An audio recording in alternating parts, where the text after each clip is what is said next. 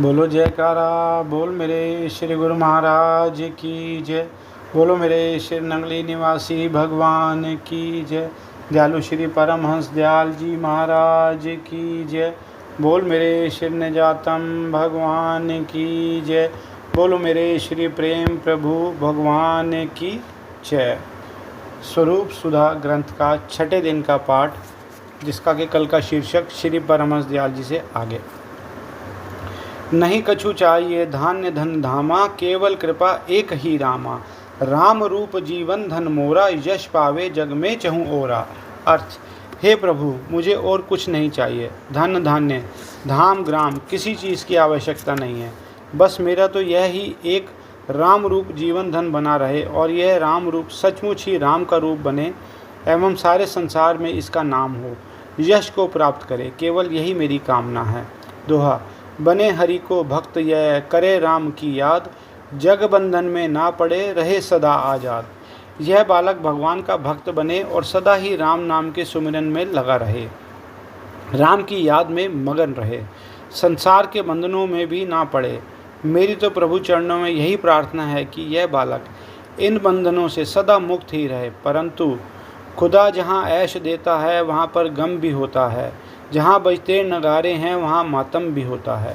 किंतु प्रभु इच्छा बड़ी प्रबल होती है। दाता को क्या मंजूर है यह कौन जानता है। यह जहाँ ऐश व आराम देता है वहाँ साथ साथ दुख गम भी देता है। फूल के साथ कांटा भी होता है। जहाँ खुशियों के नगाड़े बजते हैं वहाँ साथ साथ मातम भी होते हैं। मानुष सोचत और कुछ करे विधाता और, भयो शिशु 9 मास को टूटी ममता डोर। मनुष्य तो कुछ और सोचता है किंतु विधाता कुछ और ही करता है। प्रभु इच्छा बड़ी बलवान होती है। बालक की आयु अभी 9 मास की ही हुई थी कि उनको जन्म देने वाली माता का स्वर्गवास हो गया। मानो ममता की डोरी टूट गई। तुलसी राम की सब अभिलाषा, मन की मन में रह गई आशा। किमी बालक को पालन होई, प्रथम ही करूं उपाय मैं सोई।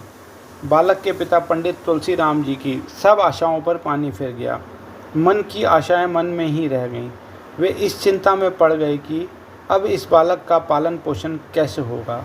सबसे पहले तो इस बालक के लालन पालन के लिए कोई उपाय करना होगा। विधना दीनो यह दुख भारी, सोई प्रभु करही सहाय हमारी। तही अवसर आए कुछ लोगा, पालनहार असरचयो संयोगा।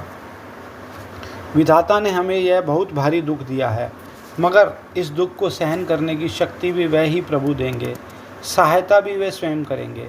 ऐसी घटना घट जाने पर कई लोग आए और उन्हीं आने वाले लोगों में एक ऐसे व्यक्ति को भगवान ने भेज दिया। प्रभु ने ऐसी रचना रच दी, ऐसा संयोग बना कि भक्त एक नर हरि पर सादा, एडवोकेट मम पितु कर दासा। श्रद्धावान भक्त की नारी, लियो बालक ही तुरंत संभारी।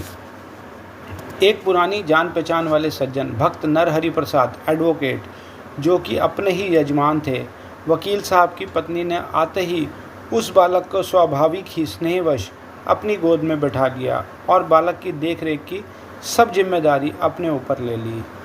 यह सब समाचार जब जाना, राम रूप कहीं पुत्र कर माना। लियो गोद गुरु पुत्र बैठाई, बन गई राम रूप की माई।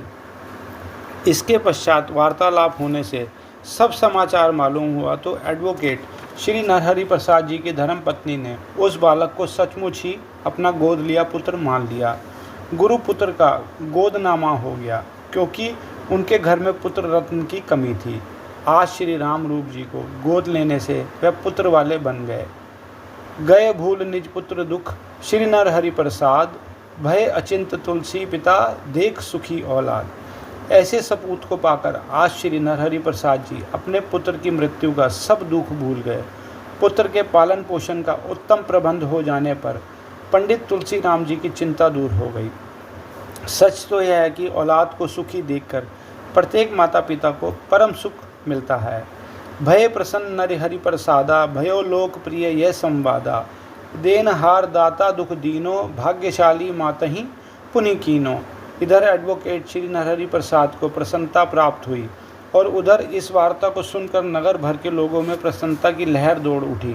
जहाँ तहाँ यही चर्चा होने लगी कि देने वाला दुख देता है तो सुख भी वह ही देता है। दाता दीनदयाल ने एक माँ की खाली गोद को आज फिर से भर दिया। माँ की गोद फिर से हरी हो जाने से उसके भाग्य जाग गए। अस सपूत मिलहीं जही माई, मानहो परम निधि तिन पाई। पुत्रवती जानिए जग सोई, राम भक्त जाकर सुत होई। फिर ऐसा सपूत जिस माता को मिल जाए तो और क्या चाहिए।